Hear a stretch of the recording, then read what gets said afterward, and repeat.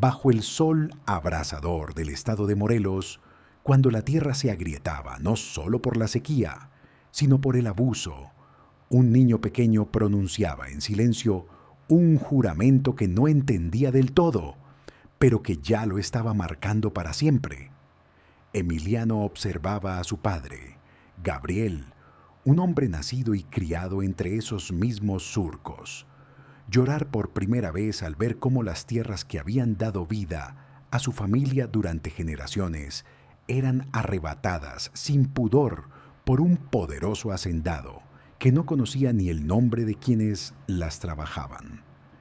Gabriel no gritó, no discutió, sostuvo un papel con sellos oficiales, lo miró como si estuviera escrito en otro idioma y, con la voz quebrada de quien entiende que la ley no siempre protege, murmuró que el mundo funcionaba así, que la justicia no estaba hecha para hombres como ellos.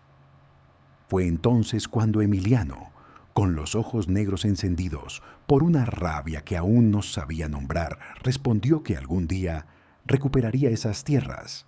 No era una promesa infantil lanzada al aire, era el comienzo de un destino colectivo. Los años pasaron y aquel niño creció sin olvidar ese día.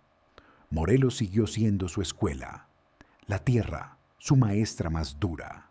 Los campesinos comenzaron a acercarse a él cuando comprendieron que no hablaba desde la rabia ciega, sino desde la memoria compartida. Uno a uno fueron entregándole documentos antiguos, papeles amarillentos guardados como reliquias, títulos de propiedad que demostraban que esas tierras habían sido suyas mucho antes de que existieran las haciendas. Emiliano los recibió con respeto, los leyó con atención y en ese gesto silencioso comprendió una verdad amarga. Aquellos papeles no valían nada frente a la fuerza, frente al dinero, frente a un sistema que había decidido quién tenía derecho a la tierra y quién solo tenía derecho a trabajarla. Ese fue un punto de quiebre. Zapata entendió que la injusticia no se corregía mostrando documentos, sino enfrentando el orden que los volvía inútiles. Físicamente, Emiliano nunca intentó parecer otra cosa que lo que era. De estatura media, cuerpo fuerte por el trabajo diario, bigote espeso y mirada firme. Vestía como los hombres de su tierra, con ropa sencilla y gastada por el polvo, no por descuido, sino por elección. Montaba su caballo con naturalidad, sin alardes, como quien no necesita demostrar dominio porque lo ejerce con respeto. Su caballo no era un símbolo de poder, sino una extensión de su cuerpo. Juntos recorrían caminos, pueblos y campos, y esa imagen, el hombre y el animal, avanzando al mismo ritmo, se grabó en la memoria colectiva. Zapata no convencía a los campesinos con discursos grandilocuentes. No prometía un futuro dorado ni hablaba de gloria. Se sentaba con ellos, escuchaba, recordaba nombres, repetía historias que todos conocían. Y en esa identificación profunda lograba algo más fuerte que la obediencia, la confianza. Los hombres y mujeres de Morelos no lo seguían porque les ordenara hacerlo, sino porque veían en él a alguien que no había olvidado lo que significaba perderlo todo, sin haber hecho nada malo. Cuando decidió organizar la resistencia, no lo hizo desde la ambición, sino desde la certeza de que nadie más lo haría por ellos. Cada paso fue medido, cada acción pensada para proteger a su gente antes que a su nombre. Para Zapata la lucha no era un camino hacia el poder, sino una forma de devolverle dignidad a la tierra y a quienes la trabajaban. Y así, sin buscarlo, Emiliano Zapata comenzó a convertirse en algo más que un hombre, en la voz de un reclamo antiguo que llevaba demasiado tiempo esperando ser escuchado. Cuando el nuevo poder se alzó sobre los restos del antiguo régimen y comenzó a hablar de reforma, de justicia y de un futuro distinto para el campesino, muchos creyeron que la historia por fin había decidido cambiar de rumbo, Pero Emiliano Zapata, que había aprendido a desconfiar de las palabras que no dejan huella en el suelo, prefirió observar en silencio, esperando que las promesas se tradujeran en hechos visibles, medibles, tangibles, como la devolución real de la tierra a quienes la habían trabajado toda su vida. La espera fue larga, demasiado larga. Los días pasaron, las semanas se acumularon unas sobre otras y los meses comenzaron a parecerse peligrosamente a los años, mientras los hacendados seguían recorriendo sus propiedades con la misma seguridad de siempre y los campesinos continuaban inclinando la espalda sobre campos que legalmente seguían sin pertenecerles. La reforma agraria, anunciada con solemnidad, no llegaba nunca al sur, y Morelos seguía siendo testigo de una injusticia que ahora ya no se ocultaba detrás de la dictadura, sino detrás de un lenguaje más amable y más traicionero. Fue entonces cuando Zapata entendió que el nuevo gobierno no había roto con el viejo sistema, sino que lo había perfeccionado, cambiando la violencia abierta por la dilación, el castigo directo por la espera interminable. Y esa comprensión no lo enfureció de inmediato, sino que lo volvió más firme, más preciso, más decidido a no aceptar medias verdades. Sus exigencias eran claras y no admitían interpretaciones. La restitución inmediata de las tierras comunales, el reconocimiento legal de la posesión ancestral y el derecho irrenunciable del campesino a decidir sobre el suelo que había heredado de sus muertos. Zapata no pedía concesiones, reclamaba lo que siempre había sido suyo. De esa ruptura profunda nació el Plan de Ayala, escrito no como una proclama ideológica, sino como un acto de ruptura definitiva con un poder que había elegido traicionar a los mismos hombres que lo habían llevado al gobierno. Cada línea del plan estaba marcada por la certeza de que el diálogo había dejado de ser suficiente y de que solo la acción podía corregir una injusticia tan antigua como persistente. Cuando Zapata llevó el Plan de Ayala a los pueblos, no lo hizo como un caudillo distante, ni como un salvador iluminado, sino como uno más entre quienes habían perdido la tierra, sentándose con los campesinos bajo la sombra de los árboles, escuchando historias que ya conocía pero que necesitaban ser dichas una vez más, y explicando con paciencia que aquellos documentos antiguos, aquellas escrituras amarillentas que muchos le entregaban con esperanza, no tenían ningún valor frente a un sistema construido para ignorarlas. Esa verdad fue dura, pero necesaria. Los campesinos comprendieron que no bastaba con demostrar que la tierra era suya. Había que luchar para que esa verdad fuera reconocida.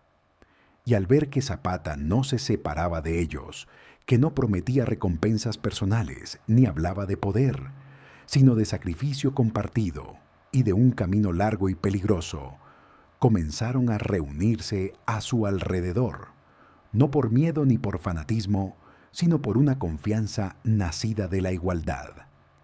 Zapata, siempre montado a caballo, recorrió Morelos con la misma ropa sencilla, con el mismo sombrero gastado y con la misma mirada firme, y esa imagen se convirtió en un símbolo silencioso, el de un hombre que no se había elevado por encima de los suyos, sino que caminaba con ellos, incluso cuando la guerra comenzaba a convertir los campos en escenarios de enfrentamientos y el polvo de la tierra se mezclaba con el olor de la pólvora. Aún en medio del combate, Zapata hablaba de la tierra con una nostalgia profunda, casi dolorosa, como quien extraña algo que sigue existiendo, pero que le ha sido negado. Y esa añoranza constante recordaba a todos que la lucha no era por gloria ni por venganza, sino por el derecho a volver a vivir sin miedo sobre el propio suelo. Fue en ese proceso de expansión del movimiento cuando Zapata conoció a Pancho Villa, un hombre del norte, impulsivo, directo, distinto en casi todo, pero unido por una misma convicción, que ningún pueblo puede ser libre si vive sometido a la voluntad de unos pocos. Su amistad no nació de un pacto formal, sino de una intuición compartida, de la certeza de que ambos desconfiaban del poder incluso cuando lo tenían cerca. Juntos avanzaron, compartieron campañas, se apoyaron en los momentos más difíciles y demostraron que la revolución podía sostenerse desde múltiples voces sin perder su propósito. En uno de esos momentos de lucha, cuando la muerte parecía una presencia constante y la derrota una posibilidad real, Zapata expresó una idea que condensaba toda su forma de ver el mundo: que vivir de rodillas no era vida, y que morir de pie, defendiendo la dignidad, era una forma más honesta de existir. Cuando finalmente entraron en la capital, la ciudad los recibió como vencedores y les ofreció el símbolo máximo del poder. Pancho Villa se sentó en el sillón presidencial, con una mezcla de desafío y humor, consciente del peso histórico del gesto. Zapata observó la escena sin reproche, pero también sin deseo, porque para él aquel asiento no representaba una meta, sino una tentación peligrosa. Eligió no sentarse, eligió la tierra. Mientras otros veían en la ciudad el final del camino, Zapata seguía viendo los campos de Morelos, el lugar donde había comenzado todo, el sitio al que siempre perteneció, y comprendía que su lucha no tenía sentido si lo alejaba de aquello que había jurado proteger. Y así, con el peso de las promesas rotas sobre los hombros y la lealtad intacta hacia su gente, Emiliano Zapata continuó avanzando por un camino que no había elegido por ambición, sino por fidelidad a un juramento antiguo, pronunciado bajo un sol implacable y una injusticia imposible de olvidar. Con el paso del tiempo, el nombre de Emiliano Zapata dejó de circular solo entre los caminos polvorientos del sur y comenzó a viajar más lejos, atravesando oficinas, cuarteles y salones donde la tierra no se pisaba, pero se decidía sobre ella. Su figura, siempre asociada al campesino, al caballo y al campo abierto, empezó a adquirir un peso que incomodaba a quienes habían aprendido a gobernar desde la distancia, porque Zapata no representaba una rebelión pasajera, sino una persistencia imposible de ignorar. En Morelos, su presencia era constante. No aparecía como un jefe distante, sino como alguien que conocía cada vereda, cada rostro marcado por el sol, cada historia repetida al borde del cansancio. Los campesinos hablaban de él sin elevar la voz, como se habla de algo que se respeta profundamente, porque Zapata no había llegado a sus vidas prometiendo recompensas, sino recordándoles aquello que ya les pertenecía y que habían sido obligados a olvidar. La guerra avanzaba y, con ella, el desgaste. Las noches se hicieron más largas, los días más duros.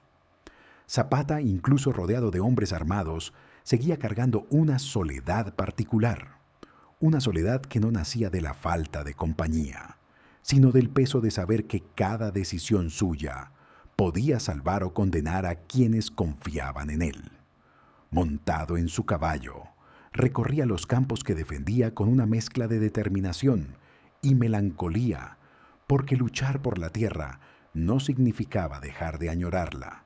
Al contrario, cuanto más se combatía por ella, más se sentía su ausencia como una herida abierta. Mientras tanto, en los centros del poder, su nombre comenzó a ser pronunciado con cautela. No era un enemigo fácil de desacreditar. No se le podía acusar de ambición personal ni de deseo de riqueza. No había cambiado su forma de vestir, ni sus costumbres, ni su manera de relacionarse con la gente.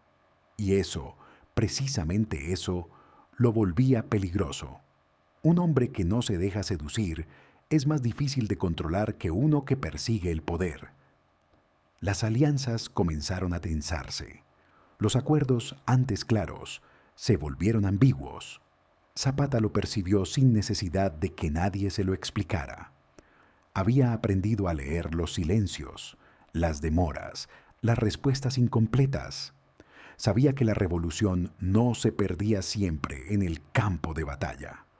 Muchas veces se diluía en los pasillos donde las decisiones se tomaban sin testigos. Aún así, no retrocedió. Continuó organizando, protegiendo a su gente, evitando enfrentamientos innecesarios y cuidando cada paso, no por miedo, sino por responsabilidad.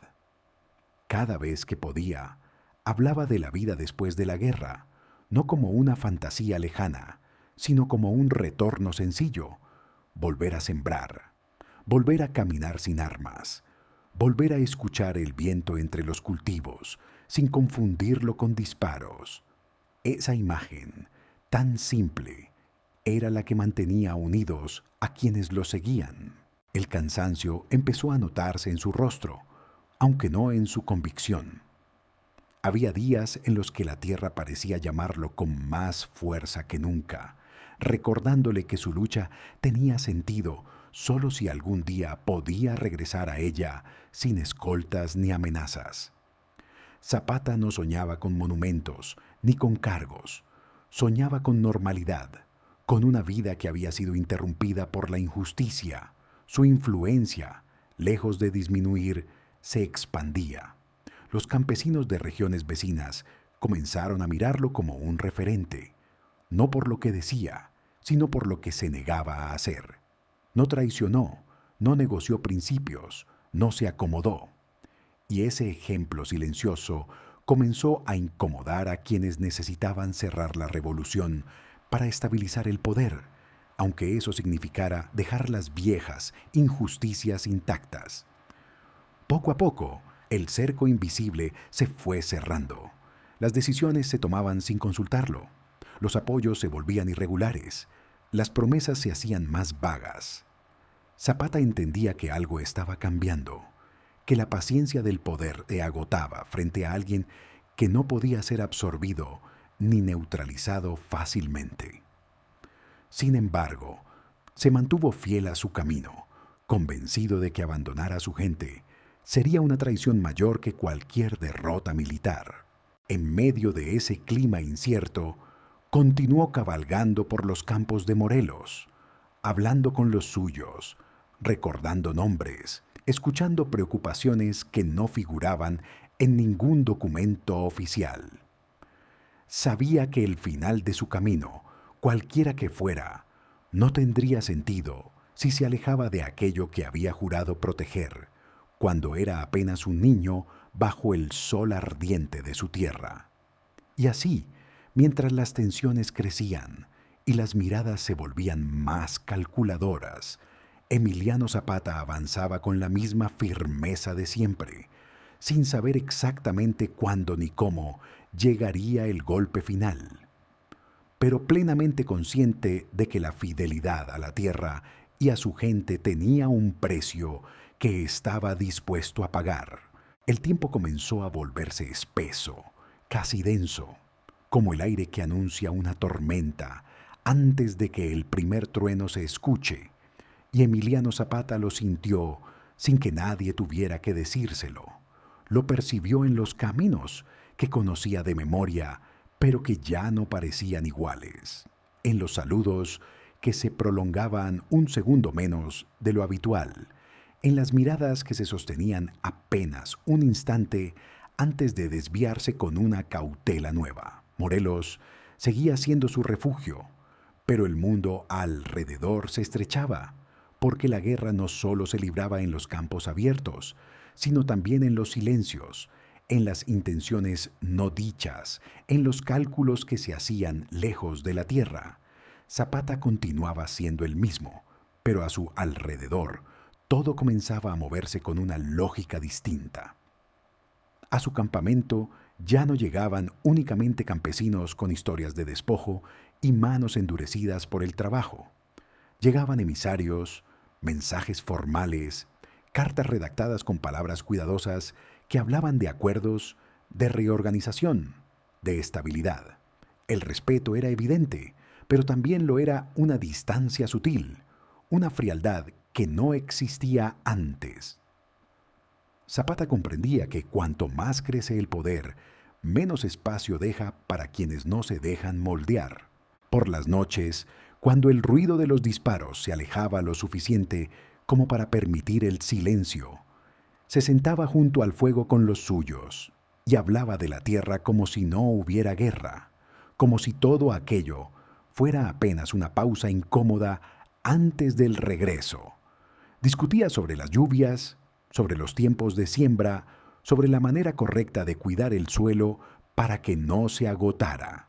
Y quienes lo escuchaban entendían que para él la lucha no era un fin, sino un sacrificio temporal impuesto por una injusticia que debía ser corregida. No todos compartían esa paciencia. Algunos deseaban resultados rápidos, otros comenzaban a pensar en posiciones, en jerarquías, en el orden que vendría después. Zapata percibía esas diferencias sin necesidad de confrontarlas abiertamente, porque sabía que la verdadera fractura no siempre se anuncia con palabras, sino que se filtra lentamente en las decisiones pequeñas, en los gestos que ya no son del todo sinceros. Con el paso del tiempo, las respuestas tardaban más en llegar, los apoyos se volvían irregulares y las promesas empezaban a necesitar explicaciones. Zapata no lo vivió como una traición inmediata, sino como una señal clara de que su manera de estar en la revolución comenzaba a resultar incómoda. Un hombre que no busca cargos, que no acumula privilegios y que no cambia su forma de vivir es difícil de integrar en cualquier estructura de poder. A pesar de ello, siguió protegiendo a los campesinos, impidiendo abusos, evitando enfrentamientos innecesarios y cuidando cada decisión con una atención casi obsesiva, porque sabía que cada error suyo no lo afectaría solo a él, sino a todos los que habían depositado su confianza en su palabra. A esa responsabilidad, más pesada que cualquier arma, lo acompañaba incluso cuando cabalgaba solo. En esos momentos, avanzando lentamente junto a los campos que había jurado defender, Zapata se detenía a veces para observar la tierra en silencio. El olor seguía siendo el mismo de su infancia, y ese olor le recordaba por qué estaba allí. Incluso en medio de la guerra, la añoranza de una vida sencilla, sin armas ni persecuciones, se hacía más fuerte. No era una debilidad, era la prueba de que nunca había dejado de ser un hombre de la tierra. Esa coherencia, esa negativa a transformarse en algo distinto, comenzó a pesar, mientras otros aprendían a moverse entre discursos y estrategias. Zapata permanecía anclado a una verdad simple, y esa claridad se volvió incómoda para quienes necesitaban flexibilidad moral para consolidar el nuevo orden. Sin que se anunciara de manera abierta, sin reuniones ni decretos, una decisión comenzó a tomar forma. No se decía en voz alta, pero se sentía en el ambiente. Zapata era demasiado firme, demasiado visible, demasiado fiel a una causa que no admitía atajos. Él también lo sentía. Escuchaba cada mensaje con atención, evaluaba cada invitación, pero no apagaba esa intuición profunda que había aprendido a seguir desde niño. La tierra no engaña, y en esos días la tierra guardaba un silencio extraño, un silencio que no anunciaba calma, sino expectativa. Aún así, continuó avanzando, no porque ignorara el riesgo, sino porque retroceder habría significado traicionar todo aquello que había sostenido desde el primer día. Su lealtad no era hacia la victoria, ni hacia la historia, sino hacia la promesa hecha bajo el sol ardiente de Morelos, cuando aún era solo un niño observando a su padre arrodillarse sobre una tierra que ya no podía defender. Y mientras el cerco invisible se cerraba lentamente, Emiliano Zapata seguía cabalgando por los caminos del sur, cargando con la confianza de los suyos y con la certeza de que mantenerse fiel a la tierra siempre tuvo un precio. La noticia no llegó de golpe, ni acompañada de un anuncio solemne. Llegó como suelen llegar las cosas verdaderamente peligrosas, envuelta en una apariencia de normalidad, traída por un mensajero que hablaba con respeto y que conocía los nombres, los caminos y las palabras adecuadas para no levantar sospechas inmediatas. El mensaje decía que había un hombre dispuesto a romper con el orden que había traicionado al campesino, un militar que afirmaba comprender por fin que la guerra no podía seguir ignorando la causa de la tierra. El nombre comenzó a circular con cautela: Jesús Guajardo.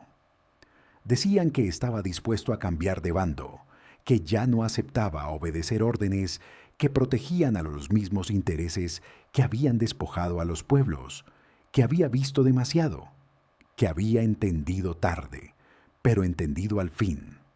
El mensaje no pedía sumisión ni proponía alianzas grandilocuentes. Ofrecía algo mucho más concreto y por eso mismo más tentador: armas, municiones, reconocimiento formal de la lucha en el sur y la posibilidad de abrir un frente que obligara al poder a cumplir de una vez por todas aquello que había prometido y negado durante tanto tiempo. Su negativa a vender la tierra por cargos o privilegios, su fidelidad a los campesinos. Prometía una reunión en condiciones seguras, lejos de las grandes ciudades, en un lugar donde se pudiera hablar sin intermediarios ni testigos incómodos. Aseguraba que su intención no era negociar principios, sino sumarse a ellos. El mensaje era cuidadoso, casi humilde, y precisamente por eso resultaba inquietante. Zapata no respondió de inmediato. Reunió a los suyos, escuchó opiniones distintas, algunas cargadas de esperanza, otras de desconfianza abierta. Había quienes veían en la invitación una oportunidad para reforzar la lucha y proteger a los pueblos. Otros advertían que el poder rara vez se quiebra desde dentro sin intentar arrastrar consigo a quien confía demasiado. Zapata no descartó ninguna de esas voces. Las dejó convivir en silencio, como convivían dentro de él la determinación y la cautela. Esa noche, montado en su caballo, recorrió los campos con lentitud. La tierra estaba quieta, demasiado quieta. Pensó en los años de lucha, en los rostros de quienes lo habían seguido sin pedir nada a cambio, en las promesas incumplidas que habían dado origen a todo. Sabía que aceptar la invitación implicaba un riesgo evidente, pero también sabía que rechazarla podía prolongar una guerra que ya estaba desgastando a su gente más de lo que admitían en voz alta. Guajardo ofrecía algo que no podía ignorarse fácilmente: la posibilidad de cerrar una herida abierta sin sacrificar aquello que se había defendido desde el principio. No hablaba de poder personal ni de recompensas, sino de apoyo logístico, de un reconocimiento que podría proteger a los campesinos de futuras represalias, de un paso necesario para consolidar lo que ya se había ganado con sangre. Zapata entendía, con una claridad que no lo tranquilizaba, que el peligro no estaba solo en la trampa evidente, sino en la esperanza que la acompañaba. Porque la esperanza, cuando se presenta como una solución razonable, puede bajar las defensas más firmes. No tomó la decisión a la ligera. Pensó en su padre, en el día en que las palabras de la ley no habían servido para nada. Pensó en los campesinos que seguían confiando en él, no porque fuera invencible, sino porque había sido coherente. Sabía que cualquier paso en falso no lo afectaría solo a él, sino a todos los que habían creído que la dignidad podía sostenerse incluso en medio de la guerra. Finalmente aceptó escuchar, no porque confiara plenamente, sino porque se negaba a gobernar desde el miedo. Para Zapata, vivir agachado, evitando todo riesgo, no era una opción. Había dicho, y lo había demostrado, que una vida sin dignidad no merecía ser defendida y que enfrentar el peligro con la cabeza en alto era preferible a sobrevivir renunciando a aquello que daba sentido a la lucha. Respondió al mensaje con pocas palabras, claras y firmes. Aceptaba la reunión. No exigía garantías imposibles. No ofrecía concesiones. Solo pedía un encuentro directo, sin juegos, sin intermediarios. Mientras el mensaje partía, Zapata permaneció en silencio, consciente de que ese gesto, aparentemente sencillo, marcaba un punto sin retorno. No sabía qué encontraría al final de ese camino, pero sí sabía por qué lo recorría, porque la tierra y la gente que la trabajaba seguían esperando justicia, y él no había aprendido a darse la vuelta cuando el riesgo se volvía real. Aún no había cruzado ninguna puerta, pero ya podía verla, y la tierra, una vez más, guardaba silencio. La mañana amaneció clara, demasiado clara para un día que no iba a terminar bien, y Emiliano Zapata se preparó sin ceremonias, sin discursos, sin despedidas largas, porque nunca creyó que la dignidad necesitara ser anunciada para existir. Montó su caballo con la misma naturalidad de siempre, ajustó el sombrero, observó un instante el horizonte y emprendió el camino hacia el encuentro con la serenidad de quien sabe que el riesgo forma parte del precio que se paga cuando no se aprende a vivir de rodillas. A su alrededor, algunos hombres callaban, otros insistían en advertencias que Zapata escuchó con atención, pero sin permitir que el miedo dictara su decisión. No era ingenuidad lo que lo guiaba, sino una convicción más peligrosa, la de no traicionar jamás aquello que había defendido desde el primer día. Había aceptado el encuentro no porque confiara plenamente, sino porque sabía que un líder que solo avanza cuando todo es seguro, termina encerrando a los suyos en una guerra sin salida. El trayecto fue lento. Cada paso del caballo levantaba polvo conocido, campos, árboles, cercas improvisadas. Todo aquello por lo que había luchado estaba allí, silencioso, observándolo pasar. Zapata no pensaba en la muerte, pensaba en el regreso, en cómo, si aquel acuerdo era sincero, tal vez podría evitar más sangre, más hambre, más huérfanos. Esa esperanza, medida y contenida, fue quizá su mayor riesgo. Cuando llegó a la hacienda de Chinameca, el lugar estaba dispuesto con una corrección casi teatral. Soldados formados, banderas visibles, un orden que pretendía transmitir seguridad y respeto. Entonces sonaron las trompetas.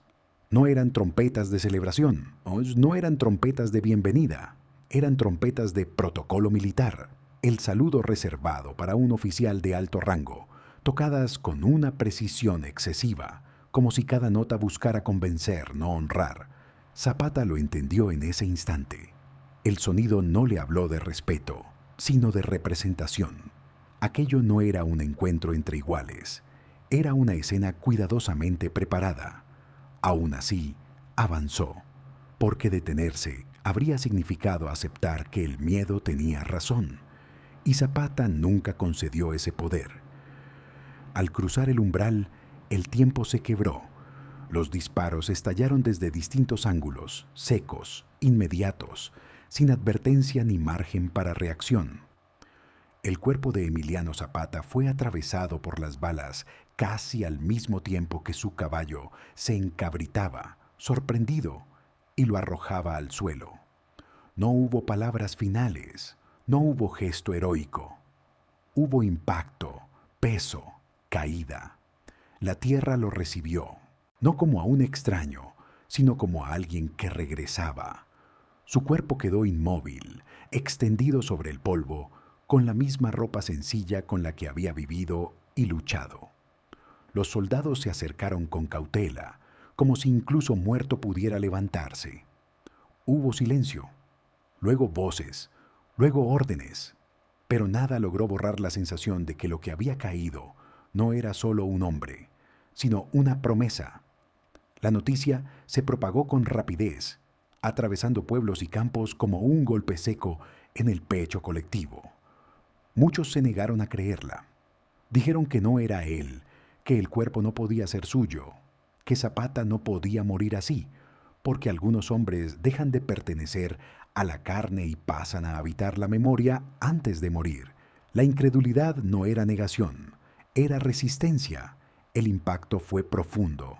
Para los campesinos, la traición no fue solo la muerte de su líder, sino la confirmación de que el poder, incapaz de derrotarlo en el campo, había recurrido al engaño.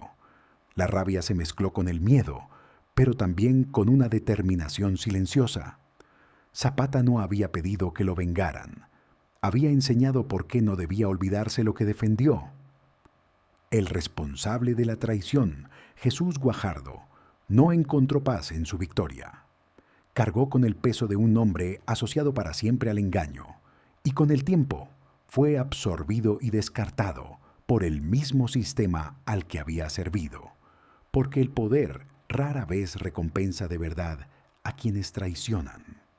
Los utiliza y los deja caer cuando ya no son necesarios. Después de Zapata, la reforma agraria siguió existiendo, pero transformada. Se convirtió en un proceso lento, fragmentado, negociado, muchas veces vaciado de su sentido original. Algunas tierras fueron restituidas, sí, pero no con la claridad ni la justicia por las que Zapata había luchado. La reforma avanzó en papeles, en decretos, en discursos, mientras el espíritu que la había impulsado se diluía entre compromisos y cálculos políticos. Sin embargo, algo no pudo ser eliminado. El nombre de Zapata dejó de ser solo el de un hombre y pasó a convertirse en una medida incómoda. Cada reforma incompleta, cada concesión injusta, cada traición posterior fue comparada, consciente o inconscientemente, con aquello que él no había aceptado. Su muerte no cerró una etapa, abrió una pregunta permanente, porque Zapata no murió defendiendo el poder, murió defendiendo un límite, y ese límite, trazado con tierra, sangre y coherencia, sigue ahí, recordando que hay luchas que no se ganan del todo, pero que tampoco se pierden mientras alguien siga preguntándose si vivir de rodillas vale realmente más que morir de pie.